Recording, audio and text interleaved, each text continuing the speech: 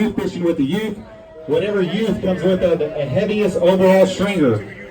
This one is a back-to-back winner. Back-to-back winner, Cade McCumber. 1209, Cade McCumber. Give him a big hand. Congratulations, Cade. Let's see. Well, why don't you come up? Why don't you come up? You want me to lift you up? Is that all right if I lift you like that? Okay.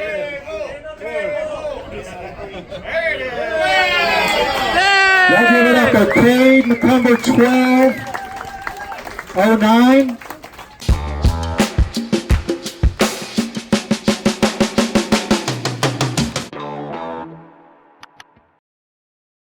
I'm not ready yet. I don't have the right boat. I need to learn this. I need to learn that. I don't have a partner. These are all things I hear from people that are wanting to fish tournaments, but haven't quite taken that leap yet. It's too expensive. Now, the intro of this video, I put a clip of Cade in there, not only because I'm proud of his achievements, but at that time he was 7 years old. We were fishing the Galveston Redfish Series. It's a pro level tournament. There were 72 teams in it. Cade did really well for the youth of the year. They had a division that was 18 and under. But Cade and I were also, I think, second place for the overall bracket for the year by half a pound. So the point is, the reason I put that in there for the most part is there is a tournament for everyone out there. At this time of year especially, there's 2 or 3 going on every weekend. You can find something that fits you. You can find something that's not expensive, maybe one that the competition isn't as fierce. There is something for you to get out there and give it a start. So I'm not ready. I don't have a boat. It's too expensive. And I have a lot to learn before I'm ready for tournaments. These are probably the 4 biggest things that I've heard. I'm going to address each of them individually and just kind of break it down for you. The first one, I'm not ready for tournaments. I hate to tell you, when you enter your first tournament, none of us were ready for the first one. It is a completely different method of fishing than just going out and catching fish. It's not difficult to go out and catch some fish whenever there's no pressure on you. You can bounce around anywhere you want. You can kind of, just leisurely, enjoy your day. Whenever it is time to fish tournaments, the pressure's on you. You have to be done at a certain time. There's usually, if you're fishing a tournament with people who have done their homework, then you really can't bounce around a whole lot for a couple of reasons. One, you can leave your stuff and spend that valuable time going to another spot and find out that there's either a recreational guy there or another tournament guy there already. If you've wasted 30, 45 minutes or an hour going and doing this, that's a problem. Whenever you get up and leave your spot to go to this other spot and somebody slides in behind you because they wanted to be where you were at in the first place, but you got there first, then when you come back, you've wasted even more time and you're in an even bigger bind.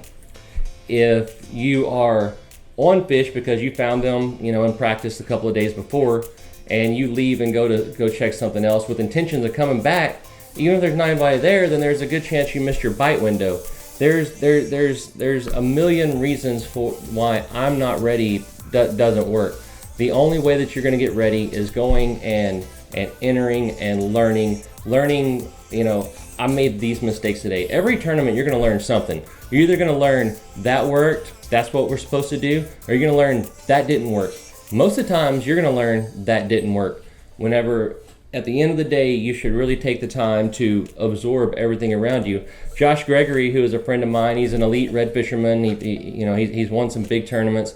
Whenever I got into it years ago, I talked to Josh, and I asked Josh for some pointers. And at the time, I thought he was kind of being a jerk to me whenever he gave me some advice. And his advice was this: enter tournaments for 7-8 years, get your teeth kicked in, figure out who to kick your teeth in, how they kick your teeth in, and why they kicked your teeth in, and eventually you're going to start being one of those guys that is kicking other people's teeth in. Now, whenever I got that information from him, I wasn't upset about it, but I thought, boy, that didn't help at all. That was a wasted phone call. Now that I'm off into the game a little bit deeper, that's probably the best piece of advice that I've ever gotten from anyone, because it's real. He could have told me, when the tide's this, do that, when the tide's that, do that. But there's so many other variables. What that man told me was dead on, spot on.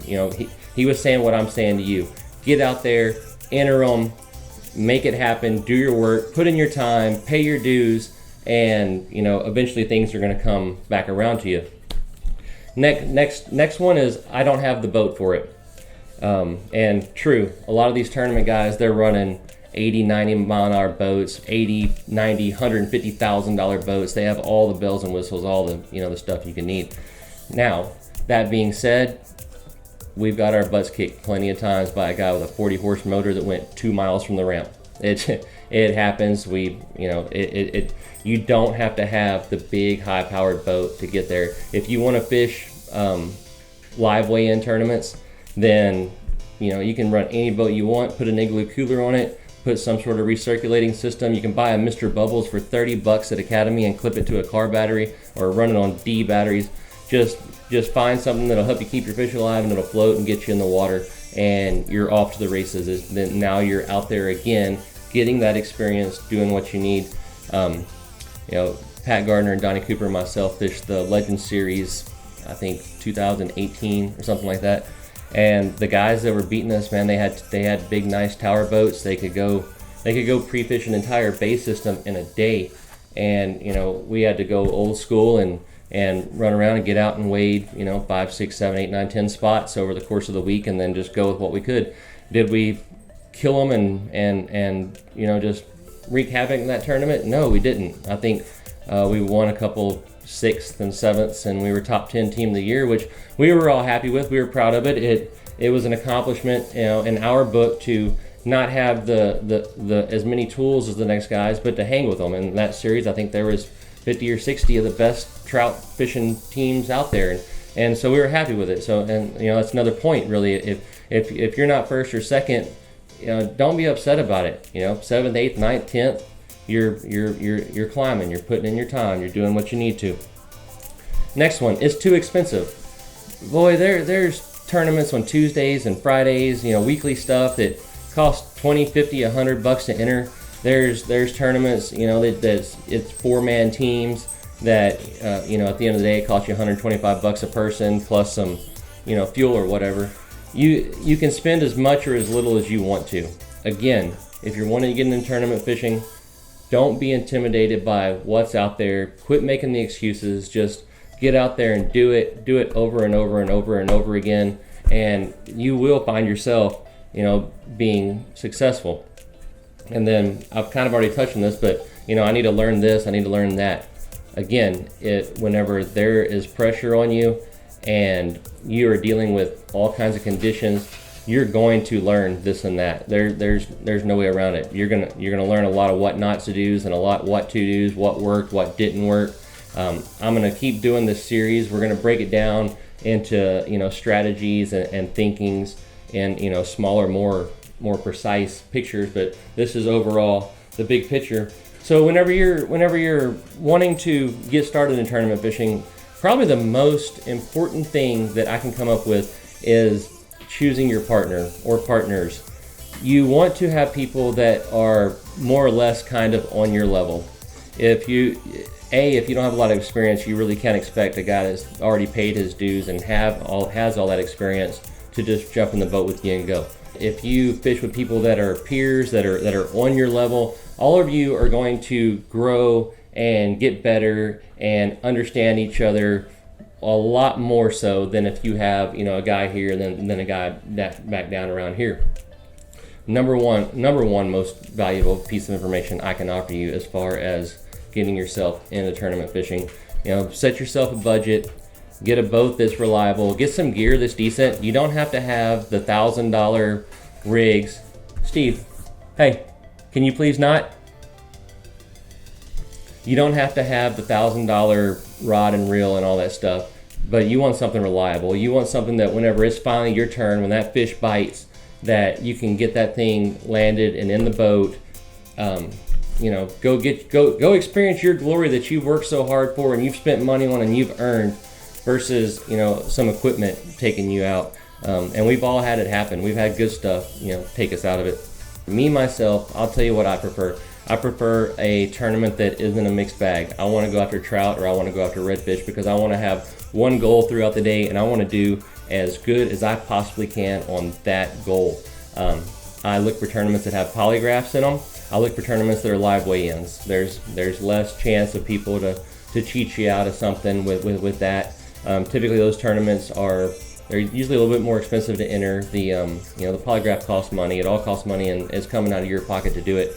So if you're looking for something that you know everybody's going to be pretty square and on board with, that's what I'll look for. The less expensive tournaments that are usually a little bit easier to get into, a little bit easier to win. Those tournaments typically aren't live weigh-ins, but there you go right back around to your boat. That if you just have the aluminum boat with a little motor and you don't have a live well, then that's the tournament for you, where you can put your fish in a cooler on ice. And a lot of tournaments you don't need a boat at all. You can fish out of a kayak, you can walk in. There is something out there for everyone. Whenever I show up to a tournament and there's guides in it, those guys are the least of my concerns. And this is coming from a guy that's both a tournament fisherman and a guide. A guide fishes 7 days a week in a totally different way than a tournament fisherman does. A guide is out there to catch numbers, to catch average size fish, to keep his customers happy. He's not out there looking for tournament fish. It just doesn't work that way. And if you go look at the leaderboards through a lot of these tournaments, you don't see a lot of guys just dominating them over and over and over and over. There are exceptions, but for the most part, it's the guys that you don't hear a lot about, that are just out there quietly fishing, that are up there all the time. So again, don't be intimidated by anybody. Go do your thing. We're gonna touch on strategies and all that here shortly. I'm going to record the next 2 days with a guy. So next week, weather permitting, doesn't kill us in the next 2 days, I'm gonna have a video out fishing. If it works out, boy, it's gonna be exciting. It's gonna be cool. I'm super excited about it. But we're gonna come back around to this tournament thing here pretty quickly and start zeroing in on the theories and the strategies and all that kind of whatnot. Along with gear and your rods and your reels and all that, you do need to have some good foul weather gear. That's where I would concentrate a lot of my funds and energy on, is the foul weather gear. Because any tournament fisherman will tell you, if the weather can go bad, it will go bad, and it'll happen on Saturday, it'll happen during the tournament. Now this weekend, Daniel and I, we fished a pro level tournament, the Rubber Lips Roundup over in Port Arthur. It's a great tournament. If you want to just jump in and fish with guys that are really good in a really good tournament that pays really well, Rubber Lips Roundup is where it's at. We were out there fishing. Hurricane bands from Hannah were coming through. It was something else. It was bad. Now, I've been working with Grundens for a good while now, and I'm going to stop. I'm going to take a second to brag on them. This Grundens Buoy X jacket, with that rain, 25, 30 mile an hour winds, heavy rain, thunderstorms, I stayed bone dry in this thing. And yes, to answer your question, sponsored. I am sponsored. Before the comments even hit, yes, I'm sponsored by Grundens. I've been sponsored by other top brands, and when Grundens came along and I saw their gear, I jumped ship and went to them, and I haven't looked back.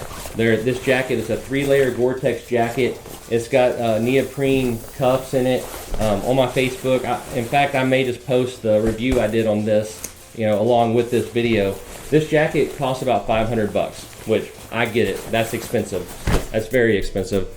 But there's some competitors that are much more expensive. The way I look at it is this, and I've told y'all before, I'm tight, I'm cheap, I fish for a living. I'm not wealthy, and believe me, this YouTube thing doesn't pay bills. It really doesn't.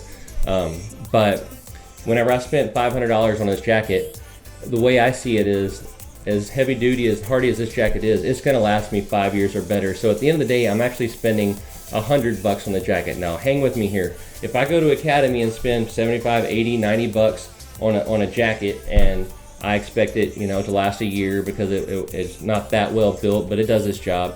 So it lasts a year, and I spend $100 on it.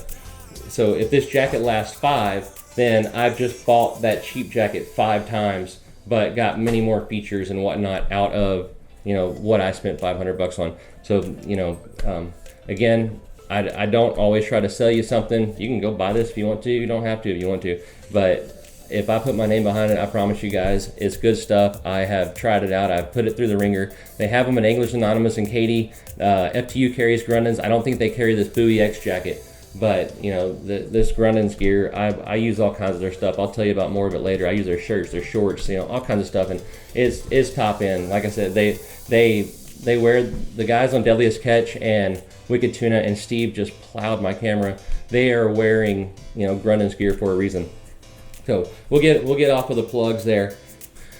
So guys, you know, follow your dreams, follow your hearts. I'm rooting for you. I want you to, you know, get out there, do it. I want to see you at tournaments. There isn't a better place to make friendships that last for years. 9 out of my top 10 friends are from the tournament world. You develop relationships, you develop cliques. It's a good place to be. If I'm not saying I'm the best tournament fisherman out there by any means. I show up, I enter, I try hard, I try to be a threat. But, you know, any one of you, if you're ever entering a tournament and you have some questions or just some questions about entering a tournament, you know, feel free to hit me up. Hit me up on Captain Caleb TV on Facebook. Send me a message here on YouTube. I'll be more than happy to talk to you. Get out there, follow your dreams, kick some butt, and we will catch you on the next one.